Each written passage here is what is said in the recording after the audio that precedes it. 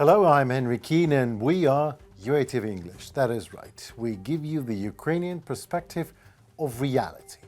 In return, watching this very episode, you help us fighting off Russian aggression. Please comment and subscribe to our channel while watching it. It indeed helps Ukrainian voice to be heard worldwide. Welcome to the News Pulse. Watch in the episode. American Senate wants sanctions against Russia. Will Trump save Putin again? Ukrainian attack chokes Russian airports.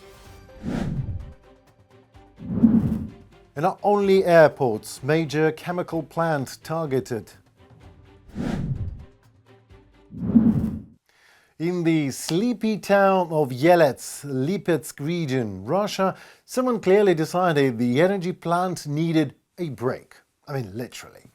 And it broke. That very same facility that just happens so to be manufacturing spare parts for UAVs, Iskander and Kinjal missiles, electronic warfare systems and other Putin's fetish military toys. According to the head of Ukraine's Center for Countering Disinformation, Andriy Kovalenko, Energia plant wasn't just any factory or plant, it was basically a power bank for Russia's war machine. The plant churned out batteries for drones, aircraft, ships, communication gear, even tank and missile simulators. Lithium-ion, mercury-zinc, electrochemical capacitors. If it goes boom or buzz, odds are it has parts from Yelets Energia plant. And now, pay attention to the list of plant's customers. The Ministry of Defense of the Russian Federation, Roscosmos, FSB, the Ministry of Internal Affairs, the Ministry of Emergency Situation and, tadam, Gazprom, all the horsemen of apocalypse.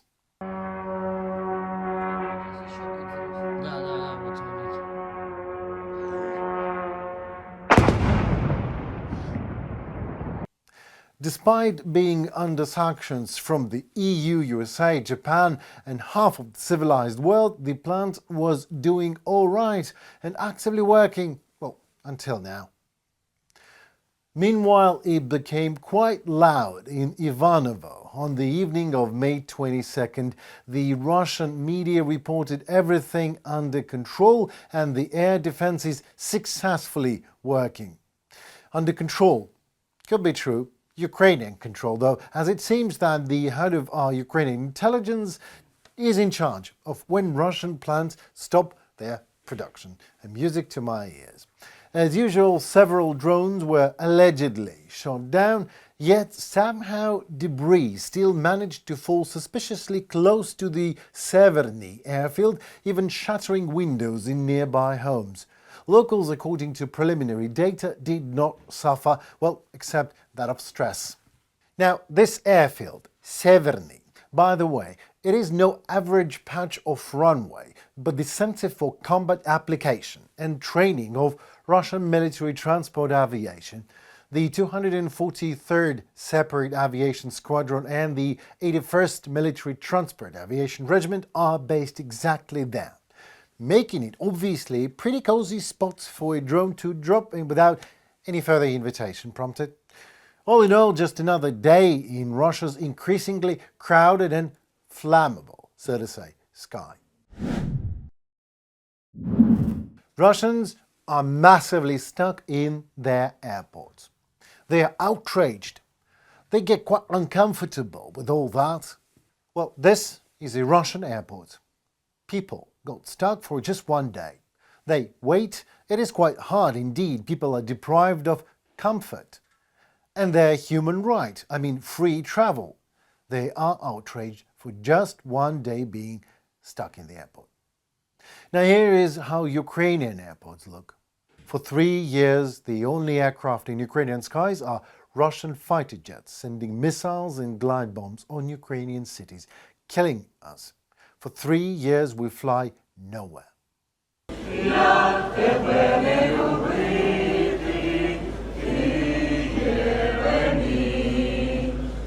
And here is how we spend these 3 years under the ground.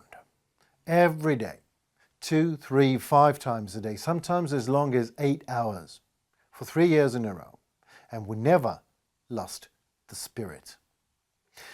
You know, it seems that Russians just lack shame.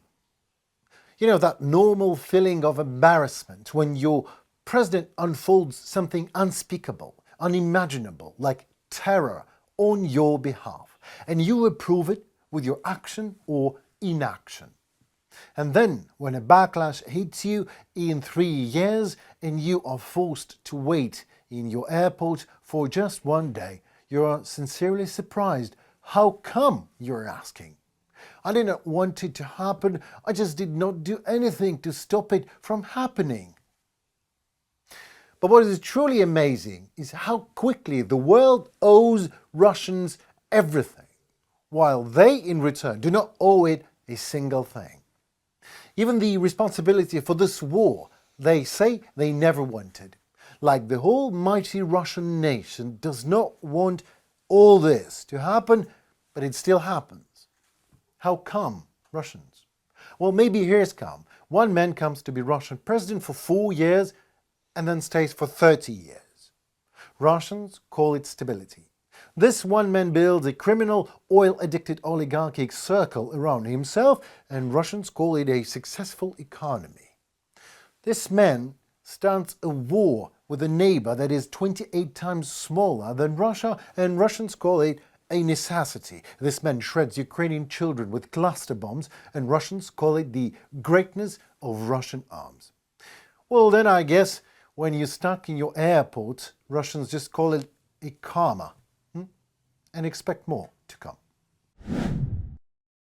The Ukrainian Ministry of Defense has deployed new militarily specialized rigid structure river boats to the armed forces of Ukraine, including some that were completely domestically produced models, built for combat support on seas, rivers, lakes and marshes. Designed for tough terrains, these vessels feature high load capacity, shallow drafts and can be equipped with advanced combat gear.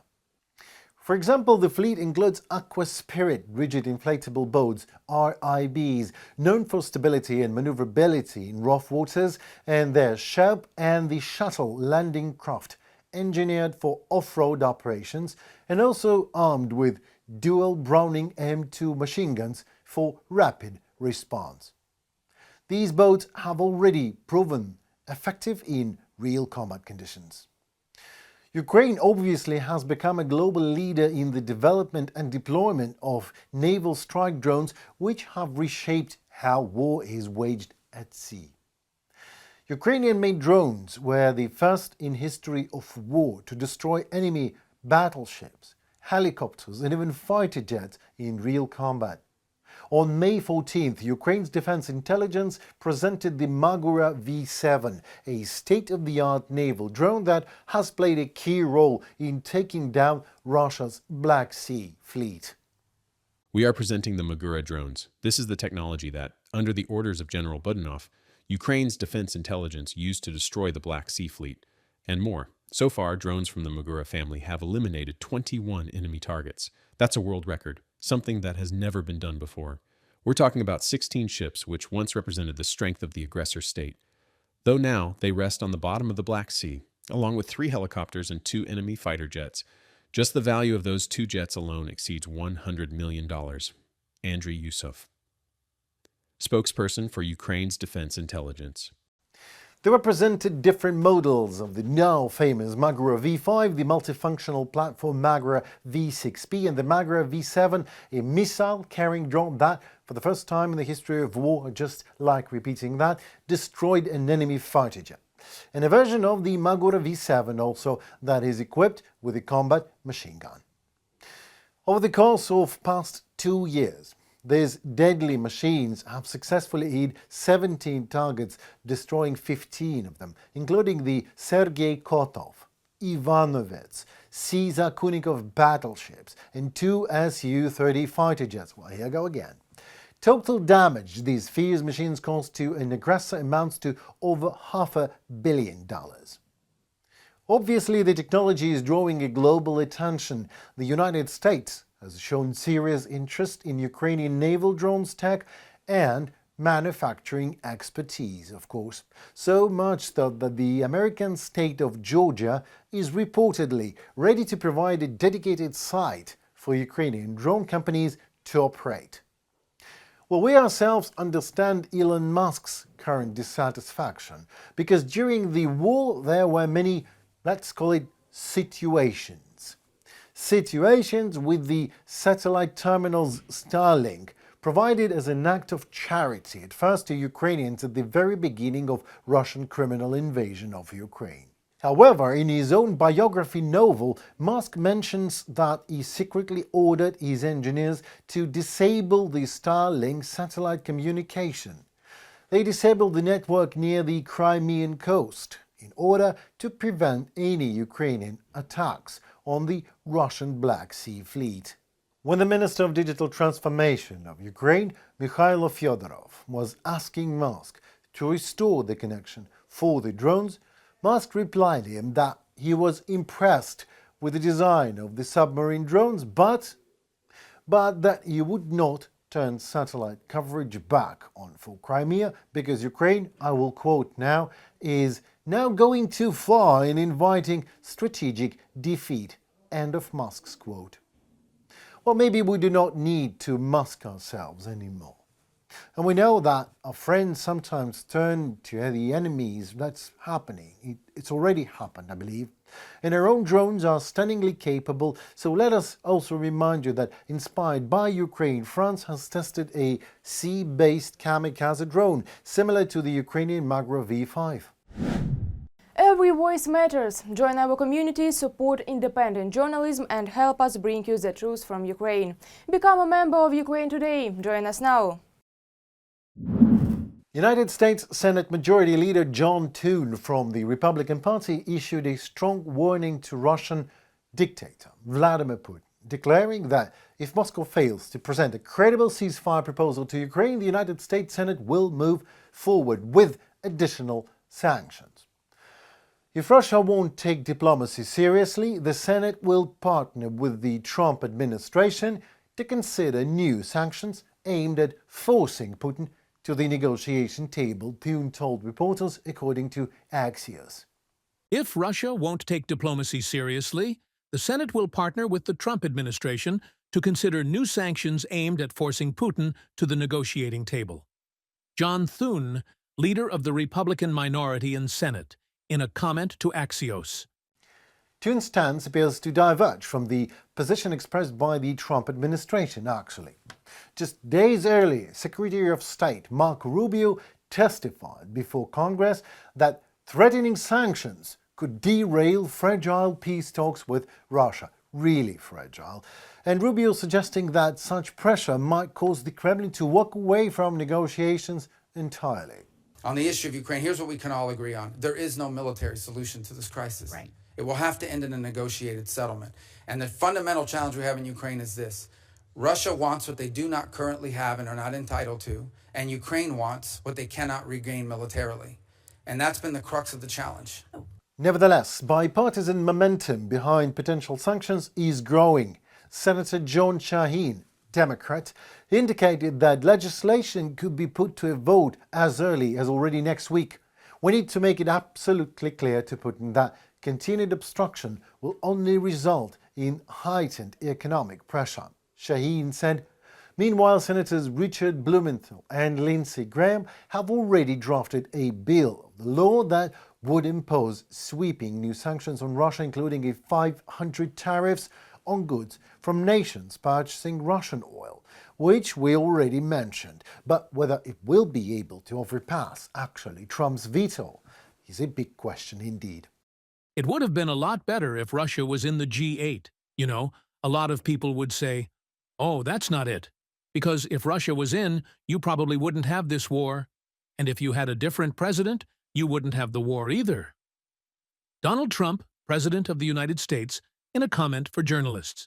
And this bill is particularly important. And the reason is very simple, is that not only is it targeting Russia's oil, which is obviously the key. Keep in mind, about more than 30% actually of the Russian federal budget comes from oil alone, but it's targeting with secondary sanctions those who buy the oil, and that's namely China and India. They purchase more than 85% of the oil that comes from Russia. And just like an answer of sorts to Trump's words, the Group of Seven, G7 finance ministers have reaffirmed that Russian state assets will remain frozen until Moscow ends its war against Ukraine and agrees to provide reparations for the damage it has inflicted. In a joint communiqué released following their summit, the ministers emphasized: We welcome ongoing efforts to achieve a ceasefire. If such a ceasefire is not agreed, we will continue to explore all possible options, including options to maximize pressure, such as further ramping up sanctions. We reaffirm that, consistent with our respective legal systems, Russia's sovereign assets in our jurisdictions will remain immobilized until Russia ends its aggression and pays for the damage it has caused to Ukraine.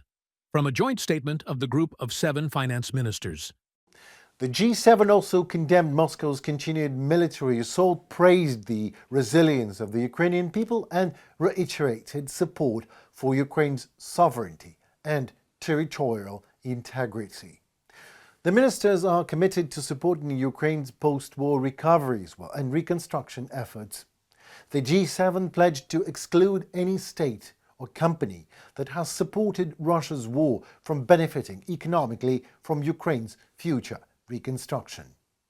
During these days, we will find a chance to reiterate our position towards sanctioning Russia, and we would like these sanctions will be stronger because it's only possible way how to impose